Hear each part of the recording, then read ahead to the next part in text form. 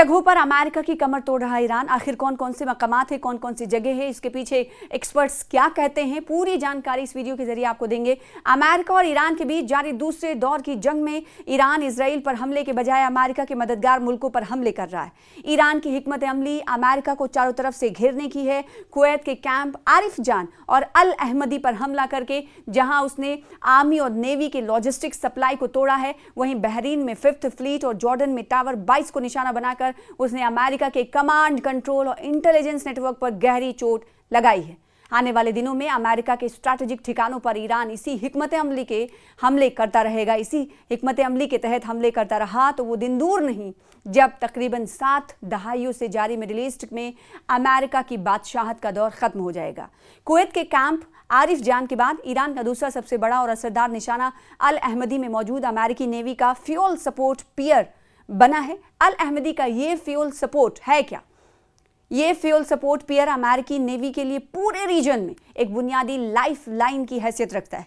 Iran ने पिछले 9 दिनों में मुसलसल ड्रोन और मिसाइल हमलों से इस बेहद सेंसिटिव और अहम तरीन ठिकाने को बड़ा नुकसान पहुंचाया है।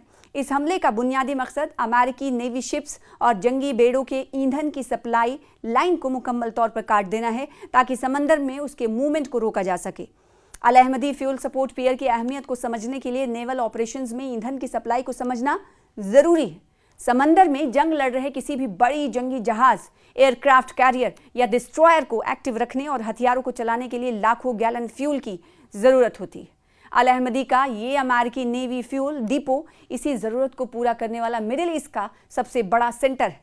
पर्शियन गल्फ और हॉर्मुज की खाड़ी में गश्त करने वाले अमेरिकी 5th फ्लीट के नाम के तमाम जहाज़ों को ईंधन यहीं से पहुंचाया जाता है। अगर इस डिपो को बड़ा नुकसान पहुंचता है तो अमेरिकी नेवी के जहाज़ों का समंदर में टिके रहना और हवाई हमला करना नामुमकिन हो जाएगा।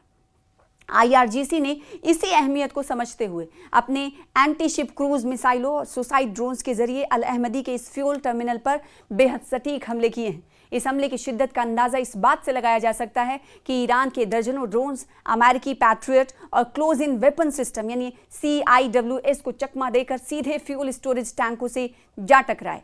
इन हमलों के नतीजे में अल अहमदी बंदरगाह पर मौजूद 2 बड़े फ्यूल स्टोरेज टैंक्स पूरी तौर पर तबाही का शिकार हो गए, जिनमें लाखों बैरल जंगी जहाज़ों का ईंधन मौजूद था। इस तबाही के बाद वहां लगी आग कई घंटों तक सुलगती रही, जिसने पूरे इलाके के बुनियादी ढांचे को बुरी तरह झुलसा कर रख दिया।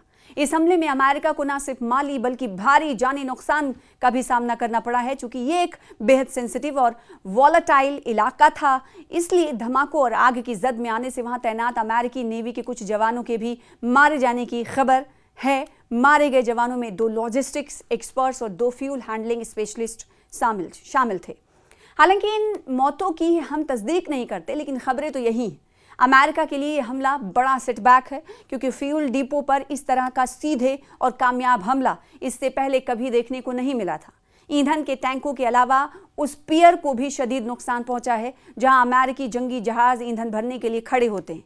ईंधन की सप्लाई करने वाली पाइपलाइन का एक बड़ा हिस्सा पूरी तरह तबाह हो चुका है, जिससे जहाज़ों में ईंधन भरने का काम फिलहाल ठप हो चुका है। इसके अलावा वहां मौजूद अमेरिकी नेवी की एक रीफ्यूलिंग बार्ज यानी ईंधन ले जाने वाली छोटी कश्ती भी मिसाइल हमले की जद में आकर समंदर में गर्क हो गई है। इस बार्ज की तबाही और पियर को पहुंचे नुकसान के बाद अब अमेरिका नौसेना के जहाज़ों के लिए कुवैत के इस पोर्ट से फौरी तौर पर ईंधन हासिल करना मुमकिन नहीं रहा, जो अमेरिका के लिए एक बहुत बड़ा लॉजिस्टिक क्राइसिस पैदा कर रहा है। इस हमले ने अमेरिकी 5th फ्लीट के ऑपरेशंस को बहुत गहरे तरीके से मुतासिर किया है, क्योंकि अल अहमदी के काम में रुकावट से अब अमेरिकी जहाज़ों को ईंधन के लिए रीजन के दूसरे ममालिक या फिर ओमान और रेड सी के दूसरे रास्तों का सहारा लेना पड़ रहा है।